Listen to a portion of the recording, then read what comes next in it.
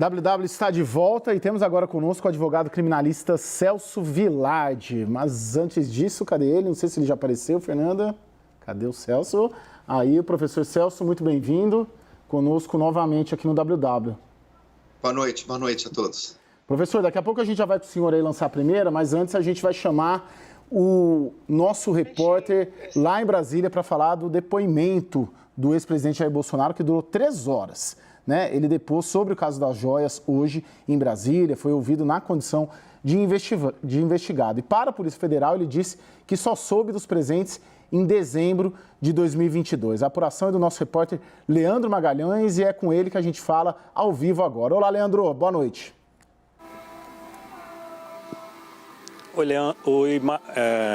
Oi, Caio, muito boa noite para você, boa noite a todos, prazer falar com você.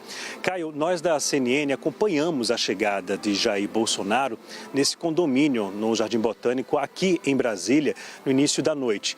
O ex-presidente, ao descer do carro, estava falando ao celular e estava com assessores e seguranças. Jair Bolsonaro depois, hoje, na condição de investigado. O depoimento começou às 2h30 da tarde e acabou às 5h30. Eu conversei, Caio, com algumas fontes que me disseram que o ex-presidente Jair Bolsonaro afirmou que todos os procedimentos foram feitos por ofício, o que demonstraria a transparência dos atos praticados, que tomou conhecimento das joias em dezembro de 2022, um ano depois da chegada dos presentes ao Brasil, que não se recorda quem o avisou sobre a apreensão das joias, que a todo momento buscou verificar a regularidade dos procedimentos para evitar o que a defesa dele classifica como vexame diplomático e que sempre se colocou à disposição das autoridades e está convicto de que nunca praticou nenhuma irregularidade. Segundo o levantamento da CNN Brasil, Jair Bolsonaro, durante todo o mandato, recebeu cerca de 9.000 itens, entre os quais 3.000 camisas, centenas de livros, dezenas de relógios, facas, armas, tábua de carne de churrasco e bandeiras, além de outros. Na semana passada, em entrevista exclusiva à CNN no aeroporto de Orlando, nos Estados Unidos, Jair Bolsonaro afirmou que nada que recebeu foi extraviado, tudo está guardado e nada foi escondido. Ele disse que todos os itens foram cadastrados ao acervo pessoal e ao público e que por isso a imprensa tinha conhecimento e que não recebeu a maioria desses presentes em mãos porque foi recomendado a não receber por questões de segurança. Eu conversei com uma fonte ligada ao ex-presidente que classificou como uma grande falha de comunicação da equipe do Ministério de Minas e Energia ao não declarar os itens, o estojo de joias em 2021, dando margem para se pensar em má-fé, mas que essa não foi a intenção. Essa mesma fonte me disse que o ex-presidente classificou o depoimento de hoje como tranquilo e que tudo foi explicado e justificado. Ao longo do dia, Jair Bolsonaro não quis conversar com a imprensa. Eu volto ao estúdio, Caio. Leandro, muito obrigado, bom descanso aí. Bom, vamos aí para a nossa análise. Professor Celso Vilardi, o senhor, além de professor, jurista, é advogado. O senhor poderia ser até o advogado do ex-presidente Jair Bolsonaro. O senhor desempenhou ali casos na Operação Lava Jato. E eu, pela apuração nossa do time da CNN, o que Bolsonaro disse? Que todos os procedimentos foram feitos por ofício. Tomou conhecimento das joias em dezembro de 2022, mais de um ano depois da chegada dos presentes ao Brasil. E que não se recorda, não se lembra quem o avisou sobre a apreensão das joias, provavelmente alguém do Ministério de Minas e Energia. É uma boa estratégia de defesa, doutor? Olha, é muito difícil avaliar essa estratégia de defesa nesse momento, né? O que a gente verifica é um caso horroroso, né? Um caso cercado de circunstâncias estranhas por todos os lados, né? Um ministro de Estado que traz um estojo de joias de mais de 3 milhões de dólares. Somados, os presentes chegam a quase 4 milhões de dólares. A entrada no Brasil desses bens é obscura. O presidente hoje disse que ficou sabendo disso em dezembro. É tudo muito estranho, quer dizer, como é que uma pessoa ganha um presente desse valor, não é avisada, chega o presente por vias absolutamente, inequivocamente ilegais. No depoimento de hoje, parece que foram apresentados ofícios a respeito disso, que eu também acho tudo estranho, porque se ele não sabia, como é que teve ofício? Mas nós não conhecemos ainda a investigação como um todo, Mas o caso, efetivamente, é um caso, por enquanto, muito mal explicado e o depoimento de hoje, ao que me parece, não é um depoimento suficiente para afastar as dúvidas que cercam esse caso. Professor, dos outros casos criminais envolvendo esse presidente, o senhor acha que esse é o que ele está... Criminais, não digo os eleitorais do TSE, que devem gerar inelegibilidade, mas dos casos criminais, o senhor acha que é o que está mais perigando de haver alguma condenação? Olha, não dá para dizer que pode haver uma condenação, mas eu diria que dos casos que se conhece até hoje é o que o ex-presidente se aproxima mais de uma denúncia, né, de um desfecho desfavorável do inquérito policial. Existe aí uma materialidade, a forma como as joias foram trazidas tem ali um ilícito que é indiscutível, né? Essa alegação de que foi trazida como se fosse um copo d'água, podia ser um copo d'água, isso é uma questão que não resiste a uma brevíssima análise. Vamos lembrar que todos os dias no Brasil e no mundo várias pessoas são presas com drogas que dizem que não sabe de onde veio, que não sabia que estava na mala. Hoje, quando você está no aeroporto, perguntam a você se você que fez sua mala, né? Quer dizer, trazer um bem de 3 milhões de dólares num estojo, uma joia, que teria sido um presente, alguém deve ter avisado que foi um presente, não era um copo d'água.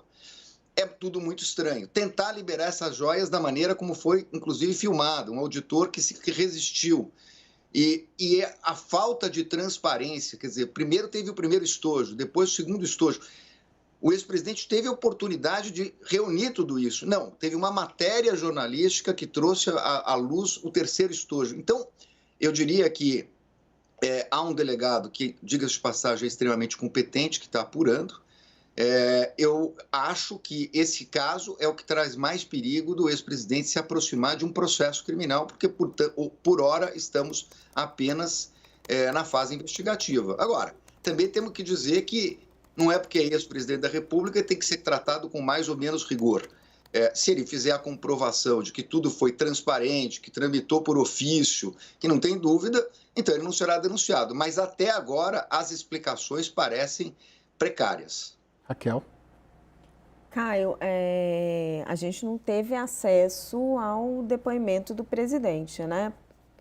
O que nós temos são as apurações do Leandro Magalhães, que fez uma excelente apuração e nos trouxe alguns elementos. E aí tem sim contradições que são muito relevantes. Primeiro é esse tempo para o Bolsonaro tomar ciência das joias.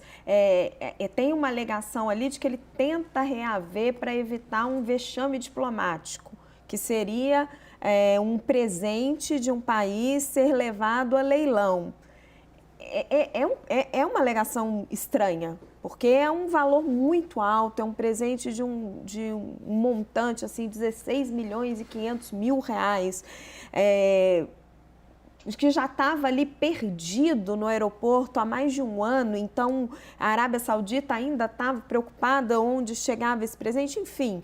Eu acho que tem ali muitas peças ainda que, repito, a gente só vai entender quando a gente conseguir ler todo o depoimento, que não se encaixam, que ainda não fazem muito sentido. Eu acho que é um pouco isso que o professor estava colocando, né, professor?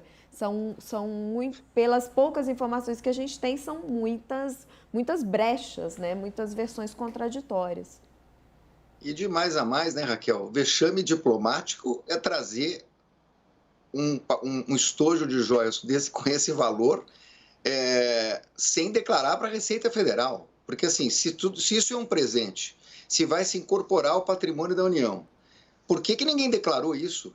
Quer dizer, nós somos fiscalizados, você traz um bem acima de 500 dólares, você tem um problema. Vexame diplomático é um ministro de Estado trazer isso sem fazer uma declaração para a Receita Federal, porque se isso é tudo transparente, qual a explicação para que isso seja apreendido? Né? Um presente para um presidente da República foi apreendido pela Receita Federal. Isso sim é um vexame diplomático. Sim, ao invés de ser declarado. Ao invés de ser declarado pelas vias devidas. E o que chama muito atenção, e eu acho que não está suficientemente esclarecido, respondido, são as sucessivas tentativas de liberação das joias no aeroporto de Guarulhos no apagar das luzes do governo Bolsonaro, inclusive com a participação do ajudante de ordens do ex-presidente, Coronel Mauro Cid, que, como descreveu uma pessoa hoje à CNN, não tomava um copo d'água. A gente está recorrendo ao copo d'água aqui como ilustração, mas essa foi a comparação, não tomava um copo d'água sem anuência do próprio Bolsonaro, e as seguidas tentativas do ex-secretário da Receita de liberar as joias no aeroporto, na delegacia da Receita Federal no aeroporto. Isso chama muito atenção, porque vexame por vexame, ou indo para o acervo, não faria muito sentido, me parece muito mal explicado, que entre os dias 27, 28, 29 de dezembro tenha sido gasto, na verdade, tenha sido gasto tamanha energia numa tentativa de liberação, quando o abacaxi poderia ter ficado perfeitamente para o presidente da República seguinte descascar. Professor, está virando praxe aqui no Brasil presidentes da República serem investigados depois que deixam o posto. O senhor vê alguma similaridade? Ou melhor, o senhor acha, na sua percepção, o senhor foi um crítico também, diversas vezes, dos métodos da Operação Lava Jato. O senhor vê que prendeu, na prática, 2 ex-presidentes, né, o Lula e o Temer, investigou a Dilma. O senhor vê similaridades? O senhor acha que o método investigatório brasileiro aprendeu algo com a Lava Jato e neste caso, ou nesses casos todos envolvendo o ex-presidente, eles estão, vamos dizer assim, despolitizados? Olha, eu acho que, eu espero, Caio, que tenha aprendido, né? Porque, na verdade, o que a gente verifica é uma série de nulidades em cima de várias operações. Essa investigação, ela me parece uma investigação mais serena, né? Uma investigação que está sendo conduzida por um delegado discreto. Nós estamos verificando aí a oitiva de todas as pessoas que participaram. Então, ao que me parece, até aqui, eu não vejo aqui nada que possa levar a nulidades, né? A investigação está sendo conduzida sem nenhuma espetacularização, que é uma coisa comum aqui no Brasil. Espero que isso seja um capítulo passado. Então, é uma investigação serena, que não suscita nulidades, uma coisa discreta, não tivemos medida de busca, está sendo ouvido com todo o direito ao contraditório. E eu acho que desta feita nós não temos aí motivos para desconfiar de nulidades ou anulações futuras.